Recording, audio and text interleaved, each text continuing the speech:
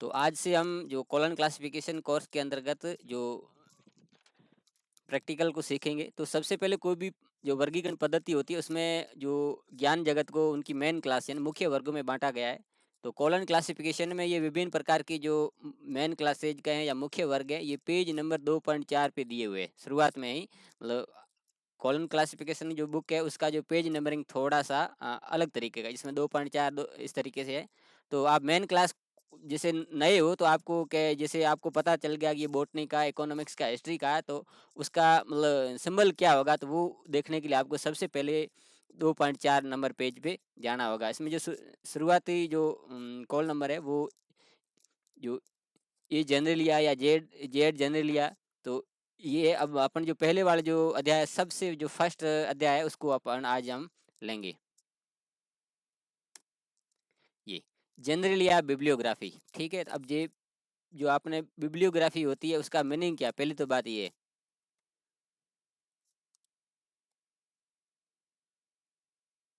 Spelling मुझे आती है, वैसे दिक्कत की बात नहीं है। है नहीं नहीं, कोई कोई बात नहीं। बिब्लियोग्राफी का वैसे अर्थ होता है लिस्ट ऑफ बुक। क्या होता है, वैसे मीनिंग देखा जाए लिस्ट ऑफ बुक्स,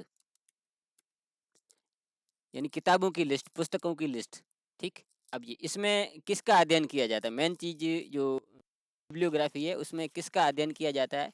तो इसमें जो जो सामान्य ग्रंथ सूची, क्या होता है सामान्य ग्रंथ सूची। आप इसमें विभिन्न प्रकार के जो ग्रंथ कहें या जो प्रिंटेड मटेरियल्स, इसमें जैसे टेबलेट या मैन्युस्क्रिप्ट है जो लगभग हस्तलिखित है, तो होती है, साउंड बुक है, प्रिंटेड बुक है, माइक्रो फिल्म स्क्रिप्ट वगैरह वगैरह। ठीक, ये इसमें दिए। अब देखो कि सबसे पहले कोई भी मेन क्लास होती है उसका एक सूत्र होता है या फॉर्मूला, ये इसमें दिया हुआ है। अब ये सबसे पहले ये थोड़ा छोटा ही है, फिर पी, फिर coma, P2, P3 coma P4। ठीक। अब इनका अर्थ क्या हुआ, मतलब कहने का मतलब ये कहाँ कहाँ काम करेंगे। अब जैसे ये जस्ट नीचे आप देखो FOCI in P का मतलब पी के रूप में, यानी कि जो पहले जो पी है उसमें ये चीज आएगी। इसमें ये कौन सी है, जो विभिन्न प्रकार की जो प्रिंटेड मटेरियल्स है वो आएंगी। अब इसमें भी ये भी काफ़ी लंबा चल रहा है यहाँ तक। फिर दो में क्या स्क्रिप्ट आएगी, स्क्रिप्ट मतलब जो लिपि होती है, और उसमें to be divided by language, यानी कि ये लैंग्वेज का कोड आएगा। जो इससे जस्ट आगे लैंग्वेज सारणी है वो देखेंगे अपन। ये यहाँ से लैंग्वेज की कोड पेज नंबर 2.26 से अपन जो इसके लैंग्वेज, किसी भी जो लैंग्वेज है, जो विश्व की जो विभिन्न भाषाओं के जो कोड है पेज नंबर 2.26 पे दिए हुए, वो अपन यहाँ से लेंगे। और उसके बाद बाई लैंग्वेज, और लैंग्वेज में भी अगर किसी लैंग्वेज का, तो वही वही सेम जो लैंग्वेज सारणी है या लैंग्वेज आइसोलेट है, वहाँ से अपन उसके कोड लेंगे। बाई नेचर ऑफ पब्लिकेशन, उसकी प्रकृति, जैसे कोई अखबार है या कोई पीरियोडिकल्स आप जानते हो, जैसे कोई मंथली है जो एक छपती है, जैसे पेटेंट, जो आपके पेटेंट होते हैं। और बाई एजेंसी के ये 5 से दिए हुए अलग अलग तरीके से, ये एक बार। और उसके बाद FOCI P2, ये P2 का मतलब है कि ग्रंथ सूची के प्रकार। अब प्रकार में क्या आता है कि जैसे कोई लाइब्रेरी की कैटलॉगिंग है, या कोई मतलब कैटलॉग होगी, कोई भी कैटलॉग इसमें आ जाएगी। उसमें आगे अपन डिटेल में अपन देखेंगे। तो उसके अपन कुछ जैसे सवाल ले लेते हैं, जैसे बिब्लियोग्राफी के सवाल ले लेते हैं। जैसे उदाहरण के लिए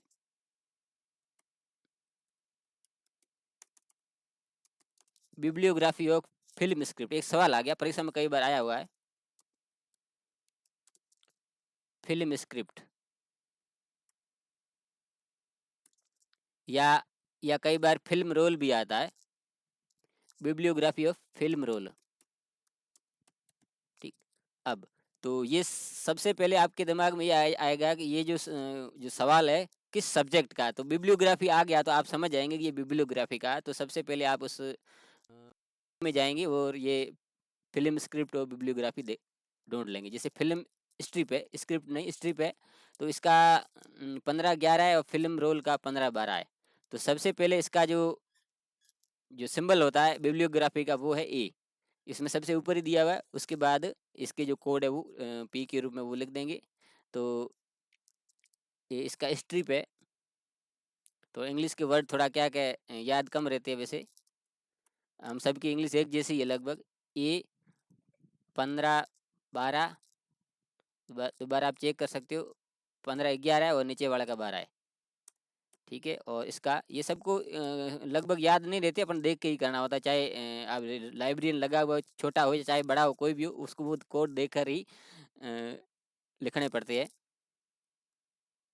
ठीक है, जैसे ये, और जैसे मान लो कई बार सवाल आ गया जैसे बिब्लियोग्राफी ऑफ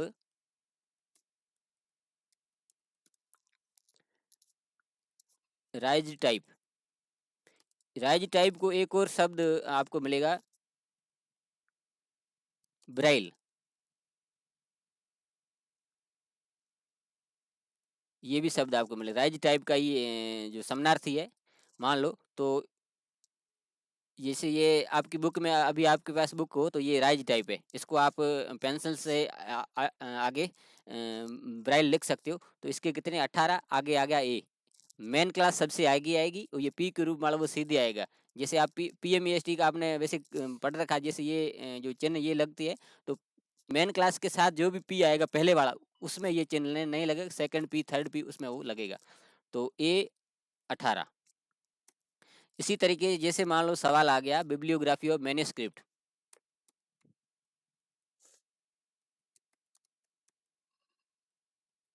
मैन्युस्क्रिप्ट का मतलब हस्तलिपि। अब ये इसमें आप बिब्लियोग्राफी में जाएंगे और इसमें मैन्युस्क्रिप्ट का देखेंगे कितना है 12, तो ए 12 हो गया। जैसे मान लो सवाल आ गया आपका बिब्लियोग्राफी ऑफ पेटेंट, मान लो, तो बिब्लियोग्राफी का ए और पेटेंट का हम देख लेंगे किताब में। पेटेंट का है 48। जैसे परीक्षा में सवाल आ गया bibliography of sound book,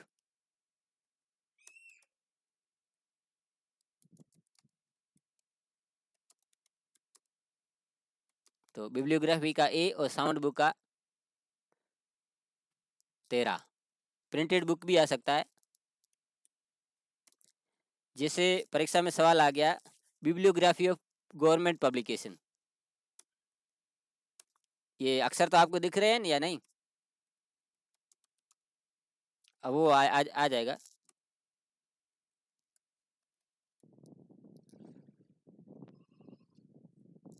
bibliography of government publication, bibliography का हो गया ए। गवर्नमेंट पब्लिकेशन इसमें अपन जाएंगे देख लेंगे, ये रहा गवर्नमेंट, गवर्नमेंट का 55। ठीक, ये मतलब आपके बेसिक सवाल है, जनरल से सवाल है, मतलब कि इस तरीके से जनरल सवाल। ठीक, आप अपने बेसिक से ही आगे बढ़ेंगे, ऐसे थोड़ी के। ठीक है, ये मतलब बेसिक सवाल है।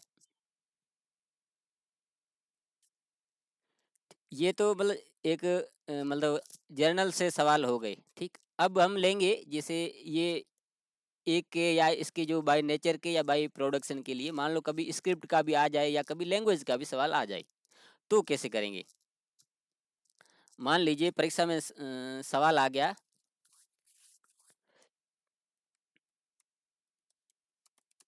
बिब्लियोग्राफी ऑफ या बिब्लियोग्राफी इन फ्रेंच स्क्रिप्ट, इसमें हम लिख देते हैं।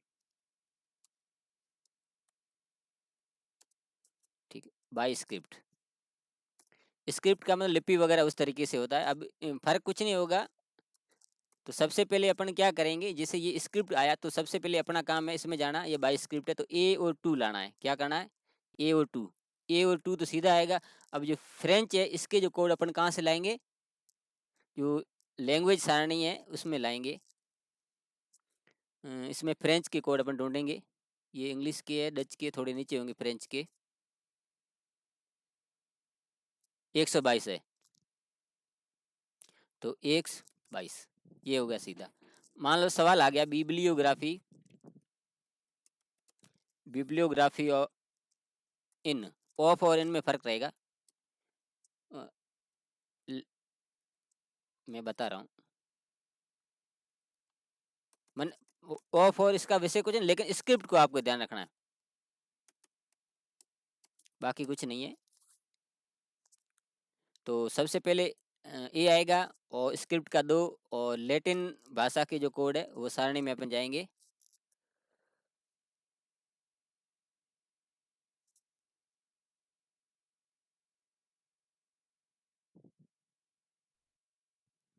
ग्रीक और लैटिन एक नहीं है, ये ग्रीक और लैटिन, जहाँ तक मेरा अंदाज आया यही सेम है, बाकी यहाँ पर हिंदी वाली आ गई। ग्रीक और जो लैटिन है लगभग मेरे हिसाब से एक ही भाषा है उनका ना। ठीक है, अच्छा लैटिन ये रहा है, ठीक है। नहीं, कई कन्फ्यूजन कई बार हो जाता है, वो ऐसा कुछ नहीं है। कन्फ्यूजन मुझे भी हो सकता है, आपको भी, किसी और को भी से, तो वो एक अलग बात है, ठीक है। और जैसे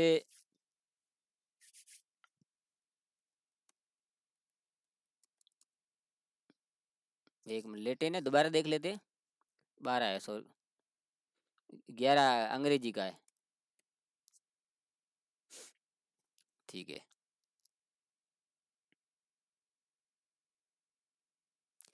bibliography of books, bibliography of books,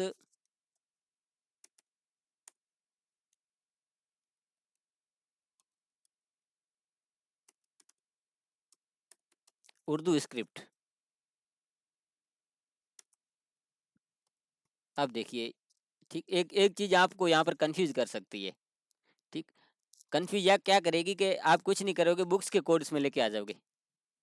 मतलब एक नॉर्मल स्टूडेंट है वो सीधा बुक्स के कोड सीधे लेके आ जाए, कहने का मतलब यही हुआ, नहीं हुआ। अब यहाँ से अपने एक बार उर्दू के कोड 168 है, 168 है उर्दू के, वापस उसमें जाते हैं, इसी चैप्टर में चले जाते हैं।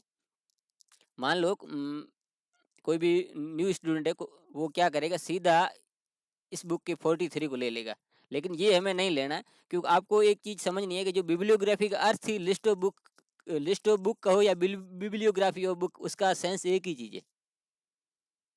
मैंने आपको शुरू में ही बताया कि जो बिब्लियोग्राफी का अर्थ क्या है, लिस्ट ऑफ बुक्स कहो या बिब्लियोग्राफी ऑफ बुक्स कहो, उसका अर्थ एक ही है, जिसका वर्गांक आ जाता है 2, ठीक।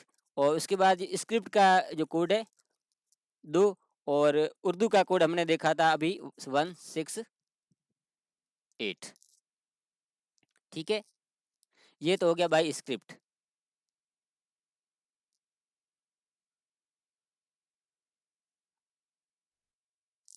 हाँ, ठीक। अब देखो ये चीज़ है कि जैसे हम सीख रहे हैं, तो ये वर्गीकरण ऐसा है कि ये 100% किसी को भी नहीं आता। मैं खुद मानता हूँ, मुझे भी 100% नहीं आता, मेरे से सीनियर अपने जो प्रोफेसर है उनको भी 100% नहीं आता, क्योंकि इसमें कुछ चीज़ें मतलब ये कन्फ्यूजन हो जाता है कि ये वर्गांक क्या है, अपन दिमाग में सोचते हैं कि इसका ये हो सकता है। हालांकि कुछ चीज़ें तो फिक्स है, जैसे वो डीडीसी में कुछ चीज़ें फिक्स है, लेकिन कॉलन में हमें चीज़ बनानी पड़ती है। तो इसलिए आप कॉलन में अपन जो सूचीकरण में जो वर्गांक है वो पेंसिल से इसी कारण लिखे जाते हैं कि दोबारा सुधार करके उसके वर्गांक सही लिख दें, ठीक है। अब अब इसके 3 है by language.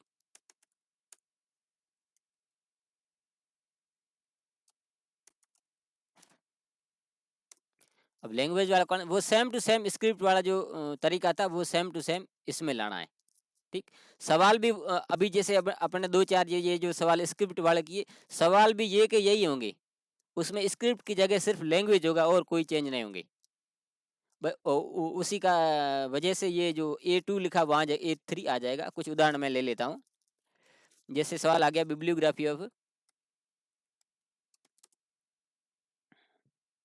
Bibliography in Hindi language, ठीक। जब बिब्लियोग्राफी बाई लैंग्वेज है तो A3 आ जाएगा। अब हिंदी लैंग्वेज के कोड वैसे तो मुझे तो याद है, प्रैक्टिस करता रहता हूँ, वैसे कुछ चीज़ें प्रैक्टिस करने से ऑटोमेटिक जबान पर याद रह जाती है कुछ, तो लेकिन नए लोग हैं जो ये संस्कृत के बाद जो 152 हिंदी के, पंजाबी के 53 है, बाकी मराठी, गुजराती वगैरह सभी जो भारतीय भाषाएं, भारतीय महाद्वीप की भाषाएं, वो लगभग सभी यहाँ पर पड़ी है। थोड़ा ऊपर भी यहाँ है, जैसे ये तेलुगु, तमिल वगैरह जो दक्कन भाग है अपना, जो दक्षिण भारत है, उनकी जो द्रविड़ कहें या इसको दक्कन कहें, जो दक्षिण साउथ इंडिया, वो सारे कोड यहाँ पर पड़े, यहाँ से आप ले सकते हो। तो बिब्लियोग्राफी बाय लैंग्वेज है, तो हिंदी भाषा के कोड 152। यदि मान लीजिए लैटिन वाला ले लेते,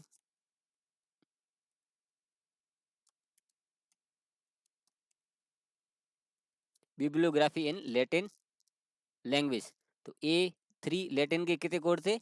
12। ठीक है, अब अपने ले लेते हैं इंग्लिश के ले लेते, मान लो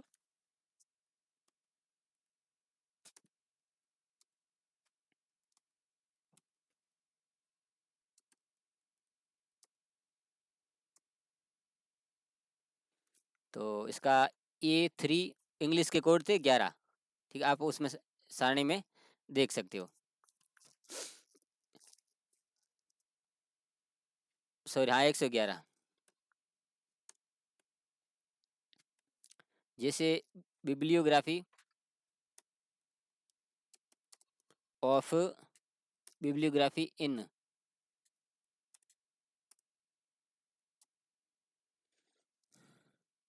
संस्कृत लैंग्वेज,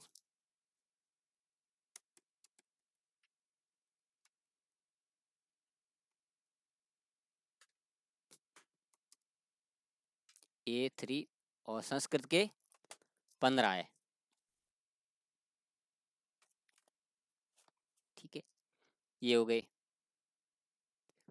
अभी समझ में आ रहा है, लेकिन दिक्कत बाद में आती है, क्योंकि जब तक अपन पढ़ते रहते हैं तब तब तक याद रहता है, जब हम इसकी प्रैक्टिस ही छोड़ देते हैं तो ये फिर दिक्कत करता है। ठीक है, बाकी देखो, नहीं देखो, मैं इसका मतलब पीडीएफ भी वो ग्रुप में डाल दूंगा। अभी ये 2-4 वीडियो भी शुरुआत वाले वो भी डाल दूंगा। अभी जैसे नोट्स भी है नीचे, इसके नीचे जो नोट्स भी है, वो सारे नोट्स भी मैं लिखाऊंगा कराऊंगा, सारे वो ग्रुप में डाल दूंगा। जैसे ये सारे मेरे नोट्स बने हुए हैं, वो भी डाल देंगे, प्रॉपर तरीके से अपन पढ़ेंगे। ठीक है। अच्छा, एक और चीज़ इसमें आगे और देखते हैं, जैसे इसमें क्या है, ये तो कुछ नॉर्मल है, कुछ नहीं है इसमें, जैसे करंट पब्लिकेशन तो ये सीधा सेक्स आ जाएगा। ये वाला 8 वाला, ठीक, by social group of reader. जैसे सोशल ग्रुप में क्या हो सकता है, जैसे मान लो एक महिलाएं हो सकती है, या युवा हो सकते हैं, या बच्चे हो सकते हैं, या कोई सामाजिक ग्रुप हो सकता है, विशेष तौर से कहने का मतलब। तो उसमें ये नीचे लिखा to be divided as why sociology, यानी कि जो सोशियोलॉजी चैप्टर है, जो पीछे चैप्टर है, जो वाई जेड जो सेकंड लास्ट चैप्टर है, उसके पी पार्ट से ये लेंगे, जो सोशियोलॉजी चैप्टर में हम चलते हैं।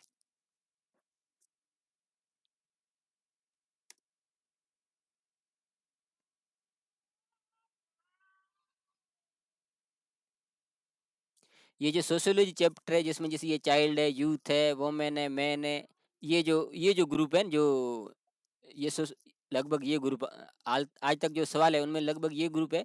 बाकी अगर किसी का है तो वो भी अपन देख लेंगे। यहाँ से कोड सीधे यहाँ पर, ये जैसे 11 चिल्ड्रन के, 12 यूथ के, और वरिष्ठ नागरिक ओल्ड पर्सन के 13 है, महिलाओं के 15 है, और पुरुषों के 16 है। यहाँ से अपन वो कोड लेंगे।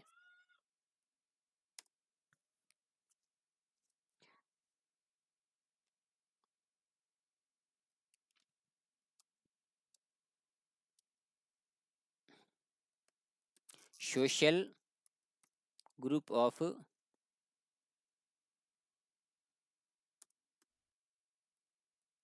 रीडर्स, यही हुआ ना।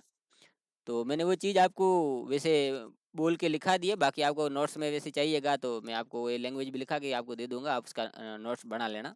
अभी जैसे आपको पढ़ रहे तो आपको अच्छा मतलब समझ में आ रहा है, लेकिन धीरे धीरे जैसे आगे अपन 8-10 क्लास आगे जाए निकलेंगे तो ये चीज़ें अपन थोड़ी थोड़ी भूलते जाएंगे, जैसा कि अक्सर हमारे साथ होता रहता है। जैसे मान लो एक सवाल मान लो आ गया, बुक्स फॉर यूथ। ठीक, तो सबसे पहले तो आप इसमें ये देखेंगे कि ये सोशल ग्रुप है, यूथ है। ठीक, तो ये सवाल परीक्षा में आया, कई लोग कंफ्यूज भी हुए कि ये इसका होगा क्या। ठीक, तो इस हाँ, ये 8 और यूथ का कितना था? 12 था। ठीक है, अब अभी मैं इसको मैं कुछ चीज़ें और कराऊंगा, अभी वो सीधा आपको निकालना बता रहा हूँ। जैसे मान लो बुक्स फॉर वुमेन, मान लो ये 8 वुमेन का कितना था, 16, वुमेन का 15 था, 15। ठीक है,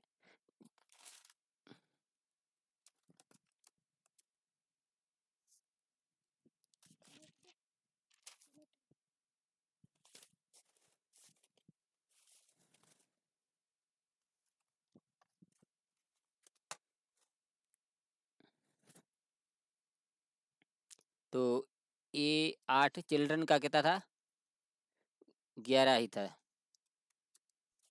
ठीक है, एक और नया जैसे सवाल ले लेते हैं। एक तो ये इस तरीके से सवाल आता है, ठीक, और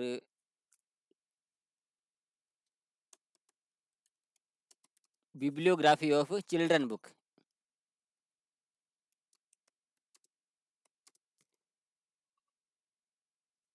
ठीक है, अब इसका क्या करेंगे, इसका क्या करें, कन्फ्यूजन? ठीक, अब समझने वाली बात यहाँ है। ठीक, अब मान लीजिए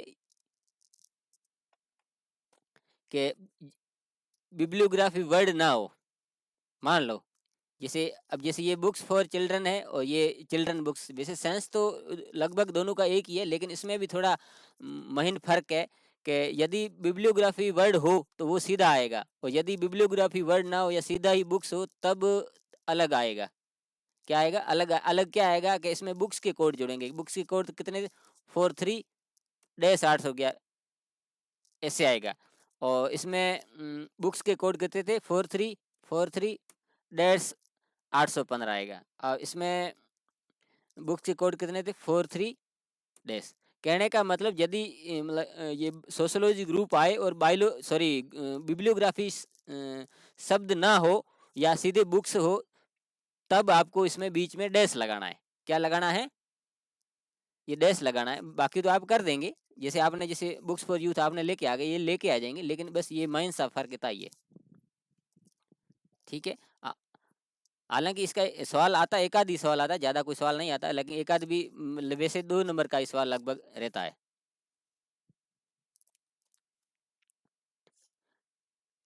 ठीक, यहाँ तक अपने बेसिक चीज़ सीख ली है। अब आगे अपन चलते हैं ये 9-5 तक, ट्रांसलेशन तक। ट्रांसलेशन का मतलब एक किताबों का जो अनुवाद, एक भाषा से दूसरी भाषा में अनुवाद। तो इसमें लिखा हुआ है to be divided first by the language of the original and then by language of the translation. यानी कि पहले जो ओरिजिनल जो भाषा, यानी कि जो किताब पहले किस भाषा में थी, पहले उस भाषा के कोड आएंगे, उसके बाद जो दूसरी भाषा के कोड आएंगे। A hyphen should be inserted between the two language. अब इसमें स्पष्ट लिखा हुआ है कि पहले उस भाषा के कोड आएंगे जिसमें वो मूल किताब थी, उसके बाद डैश आएगा, और उसके बाद जो सेकंड लैंग्वेज कोड के नंबर आएंगे। अब लैंग्वेज कोड के जो नंबर है, इससे पहले जो पेज नंबर 2.26 पे जो सारणी है वहां से अपन लेंगे। ठीक है, तो अब इनके भी कुछ सवाल अपन देख लेते हैं।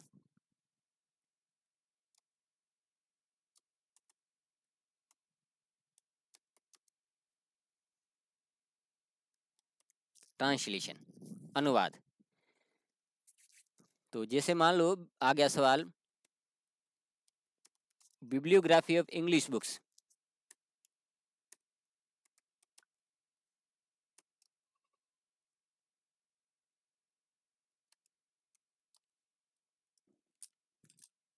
ठीक, हिंदी हो या हिंदी लैंग्वेज हो, कुछ भी हो, एक ही बात है।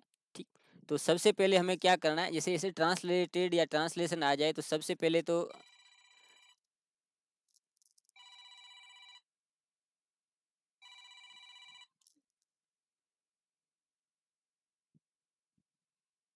ये A95 लिखना है सबसे पहले। ठीक, और उसके बाद क्या करना है, पहली भाषा के कोड, पहली भाषा के इंग्लिश के कितने थे, 111। उसके बाद क्या लगाना है, डैश लगाना है। दूसरी भाषा के कोड, हिंदी भाषा के कोड थे 152, 152। इसमें स्पष्ट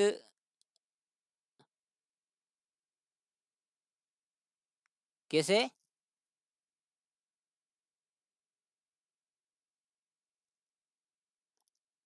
नहीं, वो तो स्क्रिप्ट आ गई न, वो इसमें स्क्रिप्ट नहीं है न। वो जैसे हाँ, ये ट्रांसलेशन का अपन को देखना, वो बाई लैंग्वेज में वो लिस्ट है, ठीक है? वो सिर्फ अब ये लैंग्वेज किसकी है? ये ट्रांसलेशन की लैंग्वेज है। वो सिर्फ जो लिस्ट है वो सिर्फ लैंग्वेज के अब इसमें जैसे मान लो बिब्लियोग्राफी ऑफ इंग्लिश बुक्स आता, मान लो, या या, या बुक्स इन इंग्लिश लैंग्वेज आता, तब आपके A3 वाला वो लगता, ठीक है? कहने का मतलब वो टाइटल जोर किस बात पे दे रहा है? ये जोर मतलब दे रहा है ट्रांसलेशन वाली जो किताब है उनके ऊपर ध्यान दे रहा है।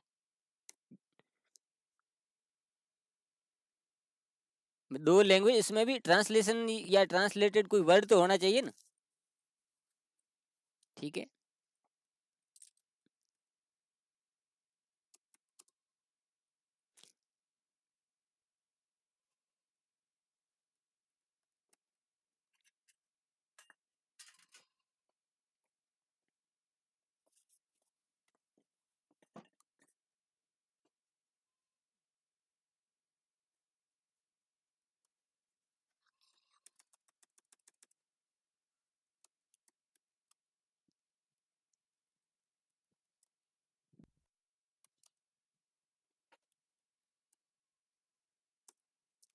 एक इसमें सवाल है, बिब्लियोग्राफी ऑफ पर्शियन, जो पर्शियन लैंग्वेज है, बुक्स ट्रांसलेटेड इनटू ग्रीक। तो A95।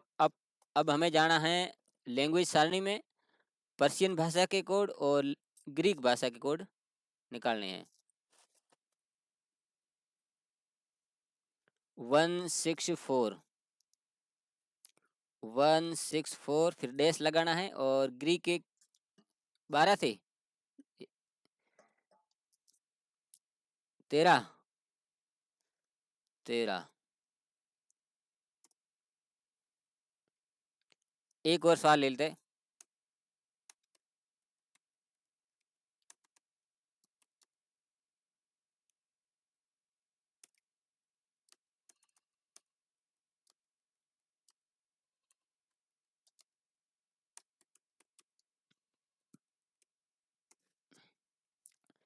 Bibliography of Sanskrit books translated into English, A95,